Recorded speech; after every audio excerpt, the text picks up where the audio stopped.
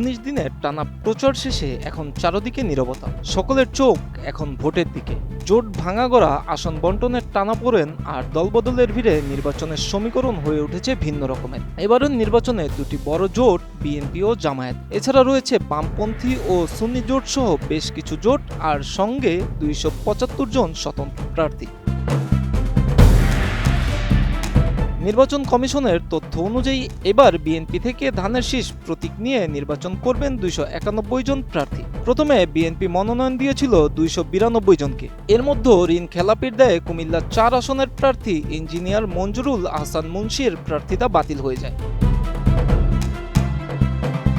BNP জোটের অন্যান্য 8 দলের প্রার্থীর মধ্যে 7 জন নিজ নিজ দলীয় প্রতীকে লড়বেন। এরা হলেন ঢাকা 12 আসনে বিপ্লবী ওয়ার্কার্স পার্টির সাধারণ সম্পাদক সাইফুল হক হাতুড়ি প্রতীকে, ব্রাহ্মণবাড়িয়া 6 আসনে গণসংহতি আন্দোলনের প্রধান সমন্বয়কারী জোনায়েদ সাকি মাথাল প্রতীকে, পটুয়াখালী 3 আসনে গণ অধিকার পরিষদের সভাপতি নুরুল হক নুরু ট্রাক প্রতীকে, ভোলা 1 আসনে বাংলাদেশ জাতীয় পার্টি বিজিবির চেয়ারম্যান ব্যারিস্টার আন্দালিব রহমান পার্থ গরুর গাড়ি প্রতীকে, আর জমিয়ত উলামায়ে ইসলাম 4টি আসনে লড়বেন খেজুর গাছ প্রতীক নিয়ে। এর মধ্যে সিলেট 5 আসনে দলের সভাপতি মাওলানা ওবায়দুল্লাহ ফারুক, নীলফামারী 1 আসনে দলের মহাসচিব মঞ্জুরুল ইসলাম আফেন্দি, ব্রাহ্মণবাড়িয়া 2 আসনের সহসভাপতি জুনায়েদ আল হাবিব ও নারায়ণগঞ্জ 4 আসনে কেন্দ্রীয় নেতা মুফতি মনির হোসেন কাসিমি।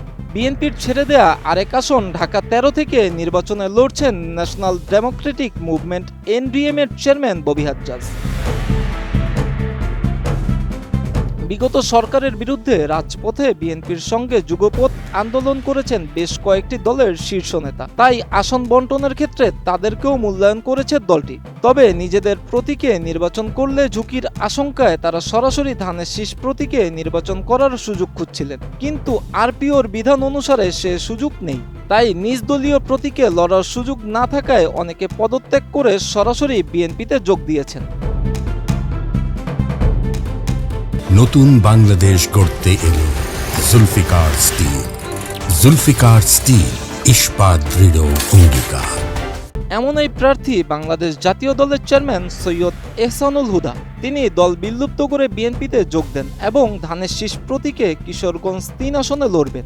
একই পদ্ধতিতে বাংলাদেশ এলডিপির চেয়ারম্যান শাহাদাত হোসেন সেলিম বিএনপিতে যোগ দিয়ে ধানের শীষ প্রতীকে প্রতিদ্বন্দ্বিতা করছেন। এছাড়াও এলডিপির মহাসচিব পদ ছেড়ে বিএনপিতে যোগ দিয়েছেন কুমিল্লার 7 আসনে রেদওয়ান আহমেদ ও গণ অধিকার পরিষদের সাধারণ সম্পাদক থেকে পদত্যাগ করে ঝিনাইদহ 4 আসন থেকে লড়বেন রাশেদ খান।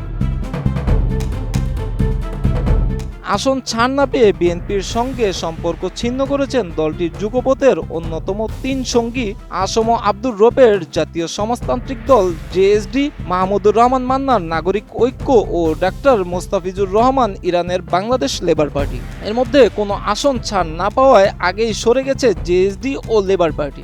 গত 21 জানুয়ারি জোট ছাড়েন নাগরিক ঐক্যের মাহমুদুর রহমান মান্না।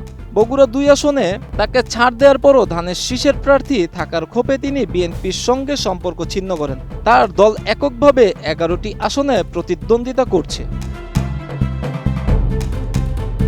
আসন সমঝোতার হিসেব নিকেশে জামায়াতের নেতৃত্বে নির্বাচনে লড়বেন 11 দলীয় জোট ঐক্যবদ্ধ বাংলাদেশ। এ জোটের প্রধান দল জামায়াতে ইসলামী প্রতিদ্বন্দ্বিতা করবেন 229টি আসনে। শুরুর দিকে চরমনাই পীরের দল ইসলামী আন্দোলন বাংলাদেশের সম্পৃক্ততা ছিল, তবে আসন বন্টনে বনিবনা না হওয়ায় শেষ পর্যন্ত জোট থেকে বের হয়ে যায় তারা। এর পরবর্তীতে ডাক্তার মোস্তাফিজুর রহমান ইরানের নেতৃত্বাধীন বাংলাদেশ লেবার পার্টি এ জোটে যোগ দিলে আবারও 11 দলীয় জোটে পরিণত হয়। 11 দলীয় জোটে অন্যান্য দলের মধ্যে রয়েছে জাতীয় নাগরিক পার্টি এনসিপি, বাংলাদেশ খেলাফত মজলিস, বাংলাদেশ খেলাফত আন্দোলন, নিজামে ইসলামীর পার্টির একাংশ, Bangladesh liberal democratic party LDP, আমার Bangladesh party AB party, Bangladesh development ও জাতীয় গণতান্ত্রিক পার্টি জাগপা। তবে এবার কোনো জোটে না গিয়ে এককভাবে নির্বাচন করছে জিএম কাদেরের নেতৃত্বাধীন জাতীয় পার্টি। তারা লড়বেন 198টি আসনে। অপরদিকে জামায়াত জোট থেকে বের হয়ে গিয়ে চরমনাই পীরের দল ইসলামী আন্দোলন নির্বাচন করছে সর্বোচ্চ 258টি আসনে। এছাড়া জাতীয় পার্টি থেকে বের হয়ে গিয়ে নির্বাচনে লড়ছে নতুন জোট এনডিএফ। এ জোটে শরিক দলগুলো হলো জাতীয় পার্টি জাপার আনিসুল ইসলামের নেতৃত্বাধীন অংশ, বাংলাদেশ জাতীয় পার্টি জেপি, জনতা পার্টি বাংলাদেশ, তৃণমূল বিএনপি, বাংলাদেশ জাতীয়তাবাদী আন্দোলন, বাংলাদেশ সাংস্কৃতিক মুক্তিজোট, গণফ্রন্ট, বাংলাদেশ মুসলিম লীগের মহসিন রশিদ, জাতীয় ইসলামিক মহাজোট, বাংলাদেশ স্বাধীন পার্টি, বাংলাদেশ স্বাধীনতা party, alliance democratic party, Bangladesh গণতান্ত্রিক আন্দোলন ডেমোক্রেটিক পার্টি, জাতীয় সাংস্কৃতিক জোট, জাসদের Shahjahan Siraj, united democratic party ও গণ আন্দোলন।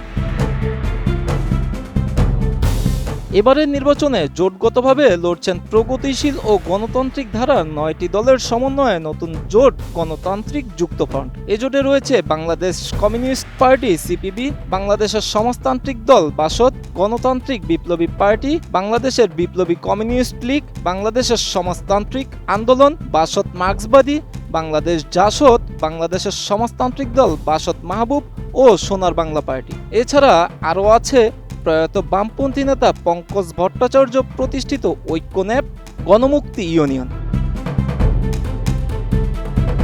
সুন্নি মতাদর্শী 3টি নিবন্ধিত রাজনৈতিক দল বাংলাদেশের ইসলামিক ফ্রন্ট বাংলাদেশ ও বাংলাদেশ সুপ্রিম পার্টি বিএসপি এর সমন্বয়ে বৃহত্তর সুন্নি জোটও লড়ছে নির্বাচনে। 3 দল মিলে প্রতিদ্বন্দ্বিতা করছে 70টি আসনে। এর মধ্যে সৈয়দ বাহাদুর শাহ মোজাদ্দেদির বাংলাদেশ ইসলামী ফ্রন্ট 25, সাইফুদ্দিন মাইজভান্ডারির বাংলাদেশ সুপ্রিম পার্টি 25 ও মাওলানা এম এ মতিনের ইসলামিক ফ্রন্ট 20টি আসনে নির্বাচন করছেন। এবারের নির্বাচনে মাঠে নেই কার্যক্রম নিষিদ্ধ আওয়ামী লীগ, তাদের সহযোগী সংগঠন জাতীয় সমাজতান্ত্রিক দল জাসদ ও বাংলাদেশের বিপ্লবী ওয়ার্কার্স পার্টি সহ 14 দল। এর সাথে বঙ্গবীর আব্দুল কাদের সিদ্দিকীর কৃষক শ্রমিক জনতা লীগও নেই এবারের নির্বাচনে। Miraj Hossain, ATN news.